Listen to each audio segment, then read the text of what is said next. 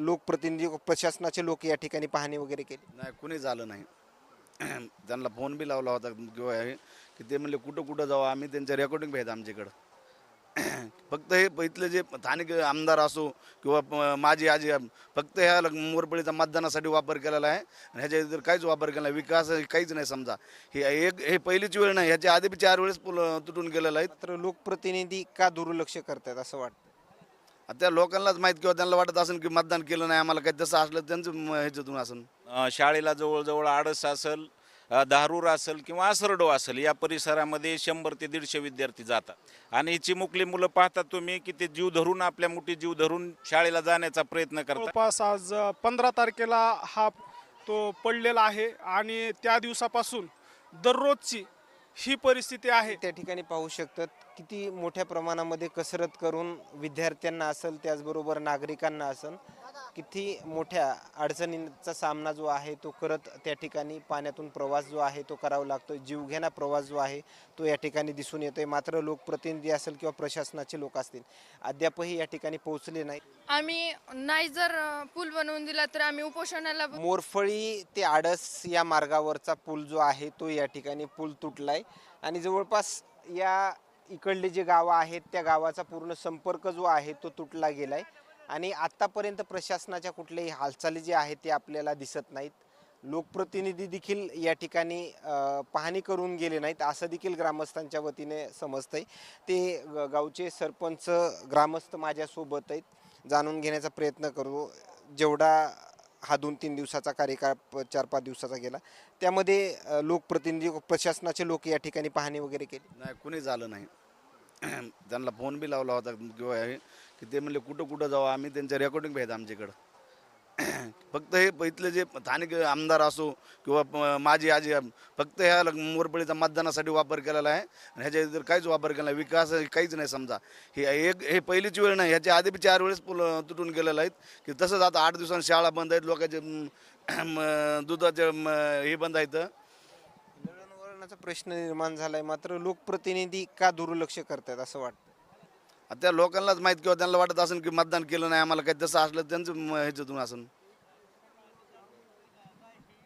Sir नेमकं काय कशा अडचणींना सामोरं जावं लागतं विद्यार्थ्यांना वगैरे? बघा, हा पूल पावसामुळं जाणं ही पहिलीच वेळ नाही.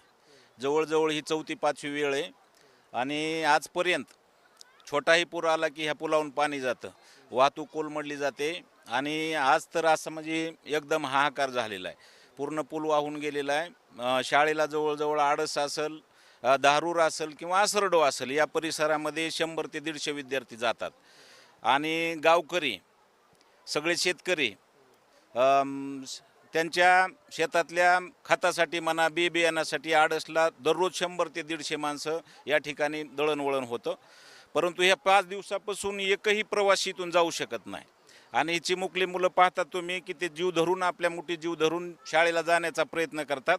पण प्रशासन याकडं अजूनही कुणी लक्ष दिलेलं नाही. धन्यवाद. या ठिकाणी पाहिलं गेलं तर काही अंतरावर जर पाहिलं गेलं तर हे सगळे विद्यार्थी जे आहेत ते त्या ठिकाणी पलीकडे जाण्याचा प्रयत्न करतायत आणि पाण्यातून जावं लागतंय. त्यांना जीव धोक्यात जे आहे ते घालावं लागतंय. माझ्यासोबत याच गावचे नागरिक पण आहेत. हे सातत्यानं असं जावं लागतं रोजची रोज त्यांना. आज जवळपास 15 तारखेला हा पूल जो मोरफळी आडस रस्त्यावरती आहे तो पडलेला आहे आणि त्या दिवसापासून दररोजची ही परिस्थिती आहे. प्रत्येक नागरिकाला आज जीवन मरणाचा प्रश्न आहे. ज्या वेळेस कारण शेतकऱ्याचे जनावरं असतील किंवा शाळेचा प्रश्न असेल किंवा डिलिव्हरीचं पेशंट आज जरी न्यायचं म्हणलं तरी आमचं केंद्र रुई धारूर आहे. कारण आम्हाला डिलिव्हरी करायची म्हटली महिलाची तर आम्हाला तिथं रुई धारूरलाच जावं लागतं, कारण आमचं केंद्र ते आहे. त्याच्यामुळं आज डिलिव्हरीचा पेशंट कसा न्यायचा हा सुद्धा प्रामुख्यानं प्रश्न आहे.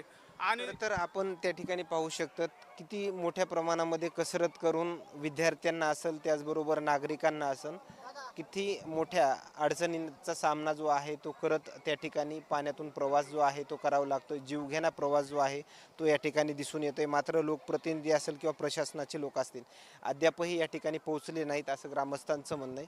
दादा, रेग्युलरमध्ये म्हणजे अडचणी कोणकोणत्या सामोरं जावं लागतं अडचणींना? पहिली अडचण आम्ही सर्व या ठिकाणी जो वर्ग राहतो तो शेतकरी आहे. शेतकऱ्याला प्रामुख्याचे उठल्याच्या नंतर पहिला प्रश्न असतो शेतकऱ्याच्या पुढं जनावरांना, मुक्या प्राण्यांना चारा घालणं, त्यांना पाणी पाजणं आणि त्यांची धार काढून आणून कुठंतरी आज आमचं दूध डेअरी गावामध्ये आहे. त्या दूध डेअरीच्या माध्यमातून आमचा दूध हे आडसला आम्हाला प्रत्येक दिवशी न्यावं लागतं आणि तो प्रश्न प्रामुख्यानं आहे. दुसरा प्रश्न शाळेचा तर मी सांगितलंच, आरोग्याचा तर ह्या पावसामुळं जास्तीत जास्त लोकांना या ठिकाणी साथीचे रोग, आजार आणि तुम्हाला सांगतो अनेक आजारामुळं त्रस्त आमचं गाव झालेलं आहे. त्या त्रस्त झाल्यामुळं आम्हाला दवाखान्याला प्रमुख प्रश्न आमचा हा दवाखान्याचा आहे. दवाखान्यात न्यायचं म्हणलं तर वयोवृद्ध सोडा, जे तरुण मुलं आहेत ते सुद्धा या वातावरणानं, दूषित वातावरण पाण्यामुळं झाल्यामुळं या ठिकाणी रोगराईचं प्रमाण खूप वाढलेलं आहे आणि ते रोगराईचं प्रमाण वाढल्यामुळं प्रत्येक नागरिकाला लहान मुलापासून वयोवृद्ध माणसापर्यंत आम्हाला त्या आजाराला समोर जावं लागतं. जीवन मरणात मृत्युमुखी पडण्याच्या परिस्थितीमध्ये आमच्या गावातील अनेक नागरिक आहेत. काय विद्यार्थ्यांना कसा सामना करावा लागतो? आम्ही नाही जर पूल बनवून दिला तर आम्ही उपोषणाला बसू समजेल आणि आम्हाला पूल पाहिजे. कारण आम्हाला आज 15 तारखेपासून आज 20 तारीख येते तरी आम्हाला पूल बनला नाही. आमचे 9वी 10वीचे वर्ष चालू आहेत, आमचे पेपर जवळ आलेले 10वीचे तरी आम्हाला पूल बनलेला नाही. आमची शाळा आसरढवला, गावामध्ये शाळा नसल्यामुळे आम्हाला आसरढव, आडस, धारूरला जावं लागतं. त्यामुळे आम्हाला पूल नाही आहे, आम्हाला ते पूल बनवून पाहिजे. किती दिवसापासून म्हणजे शाळेला जाणं होत नाही या अडचणीमुळे पूल पडले? बाकी रेग्युलर इकडून इकडं विद्यार्थी यायचं म्हणलं तर कधी तुमचे पुस्तक वगैरे किंवा बॅग वगैरे भिजले असा प्रकार कधी झाला? नाही.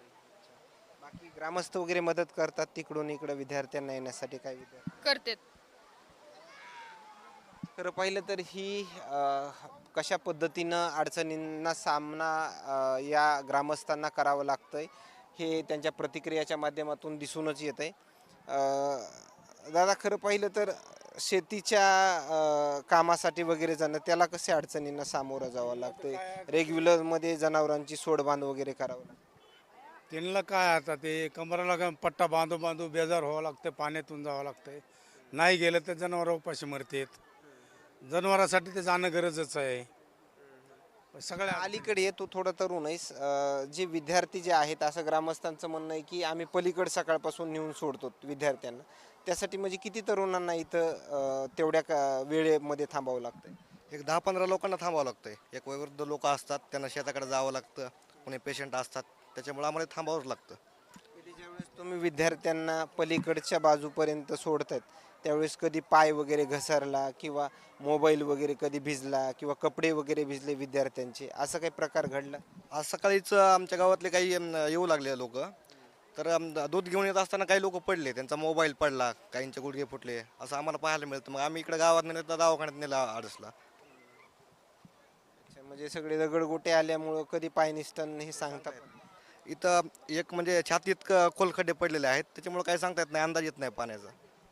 सरपंच, खरं पाहिलं तर यासाठी तुम्ही जिल्हा प्रशासनाला किंवा तालुका प्रशासनाला किंवा बांधकाम विभागाला काही तुमच्या ग्रामपंचायतच्या माध्यमातून पत्र वगैरे काही दिलंय किंवा आम्ही उपोषण वगैरे करू, विद्यार्थी तर म्हणतात आम्ही उपोषण करू, तसं काही पत्र वगैरे? पत्र ह्याला दिलेलं आहे, तहसीलदारला पत्र दिलेलं आहे. त्यांच्याकडून काही हालचाली तलाट्याने वगैरे येऊन पंचनामा केला? तलाठी तिथूनच म्हणताय की तुम्ही व्हॉट्सअप ह्याच्यावर टाका. मी म्हणलं सर सगळं तुम्ही पंचनामे करून टाका. तर त्यांचं म्हणणं आहे की तुम्ही जी गेलं ते टाका. मी म्हणलं तसं नाही, एक तर पेरणे लेट झाल्यात, पाऊस नंतर उशिरा पडला, शेतकऱ्यांच्या जे नुकसानी झालेत पिकांच्या त्याला देखील पंचनाम्याला येत नाही केले. ते म्हणते तुम्ही व्हॉट्सअपला टाका. त्यांनी की दिले. मग व्हॉट्सअपला काही लोकांना मोबाईल नाही किंवा काही लोकांना ह्या माणसाला समजत नाही, त्यांना कसं टाकायचं? तुम्ही इथं शेतावर येऊनच पंचनामे करावं लागतील. दादा, खरं तर हा प्रशासनाचा मोठा हलगर्जीपणा दिसतोय. हे पुलं वाहून गेलेत, नदीकाठच्या जे काही जमिनी आहेत त्या देखील वाहून गेलेत. हा, त्याची काही काळजीच कोण घेत नाही ना. आमच्यासारख्या लाडाण्याला काय करणार? अंगठे बाजार आम्ही, आमच्या काळात शिक्षण नाही, शाळा नाही, आणि आता का त्या मोबाईलला टाका किंवा काही करा, आम्हाला काय कळणार आहे त्यातलं? धन्यवाद. या ठिकाणी पाहिलं गेलं तर प्रत्येक नागरिक जो आहे तो या ठिकाणी आपल्याला ग्रामस्थ जो आहे तो या पुलावरती पाहायला मिळतोय. कशा पद्धतीनं या ग्रामस्थांना अडचणींना सामोरं जावं लागतंय. खरं पाहिलं तर इकडं धारूर, आरस, मोरफळी म्हणलं की परळी, आंबेजोगाई ह्या देखील तालुक्यांचा संपर्क जो आहे तो बऱ्याच गावांचा तुटला गेला आहे. जवळपास किती गाव आहेत सगळे इकडून? इकडं पुढं म्हणलं तर मामदापूर, चिचकंडी, येरडा, कुर्णवाडी, अंबाजोगाई, परळीपर्यंत इकडे बोदेगाव सगळंच इकडला संपर्क तुटलेला आहे. 25-30 गावात 40 गाव आहेत. हो. खरं तर 40 गावांचा संपर्क जो आहे तो तुटलेला आहे. खरं पाहिलं तर काल देखील धारूरमधल्या सुकळी गावाचे काही ग्रामस्थ पुलाच्या कारणावरून जिल्हाधिकारी कार्यालयासमोर उपोषणाला बसलेत. मात्र या परिसरामध्ये पाहायला गेलं तर वाहतुकीसाठी रस्ते नाही आहेत. पूल तुटलं गेलं तर प्रशासनाचं दुर्लक्ष या ठिकाणी पाहायला मिळते. मात्र जे स्थानिकचे जे आमदार आहेत प्रकाश सोळंके ते या संदर्भात काही बोलतील का हे देखील पाहणं तेवढंच महत्त्वाचं ठरणार आहे. तहसीलदार असतील किंवा त्याचबरोबर बांधकाम विभागाचे अधिकारी असतील या विषयावरून ते काही प्रतिक्रिया देतील का हे देखील पाहणं तेवढंच महत्त्वाचं ठरणार आहे. मात्र त्या अगोदर पाहायला गेलं तर ग्रामस्थांना जो आहे तो मोठ्या अडचणींचा सामना करावा लागतोय हे देखील आपल्याला या ठिकाणी दिसून येतं आहे. कॅमेरामॅनसोबत सूर्य जुंबडिया, माजलगाव.